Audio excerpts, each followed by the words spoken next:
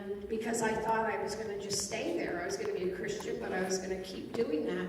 And the Holy Spirit, when we allow God time to just, and how does he speak to you? I don't know, all different. Everybody's different. I don't know that I've ever heard an audible voice. I'm not sure that I have, but I know it's something I just know he's, through his word especially, the word is vital for your life. Mm-hmm. And one day he said to me, you can't do that anymore.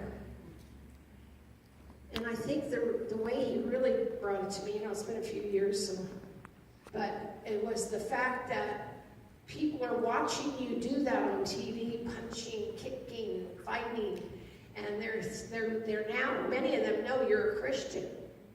So you're teaching by what you're doing, not by what you're saying.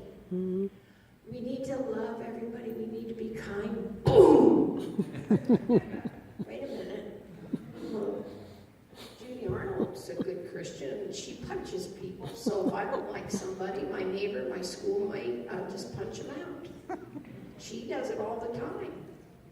And the Lord said, you're teaching by what you're doing. And I say that to all of us. That's how we teach. By what the life that we live, not the words that we speak. Their words are important, but if you're not living it, don't even speak it. Because people won't believe you.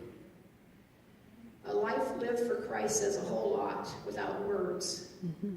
There's people maybe you work with, or maybe you're the person that others kid about, joke about. Oh, she's a Christian. She's weird. But where do they go when they need help? Mm-hmm. Mm-hmm. Could you pray for my mom? Could you pray for me? They know who to go to. So just live your life. And you know what? When Pastor was talking about the nations, it can be overwhelming to our mind. Like how can I help the nations? But I want to challenge every one of you today. There's somebody in your neighborhood. There's somebody in your grocery store.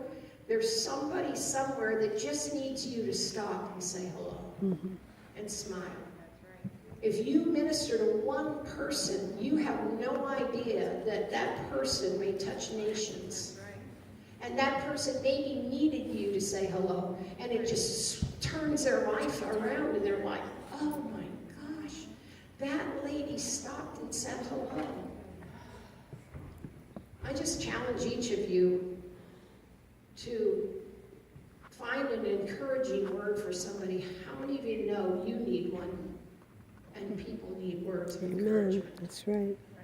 I met a mom the other day in the market, and some of you are single moms, and some of you have been, or single dads, and you know what it is. Even two-parent home, it's challenging raising children, except unless they're Adrienne, of course. But that's my little friend over there. But children are, they're a challenge, and this mother had 4. Alone. She was trying to shop. They were climbing on the basket. They weren't terrible. You've seen the terrible, and of course it was never yours. But these were terrible. They weren't terrible, but they were busy. They were children. What do we want children to do?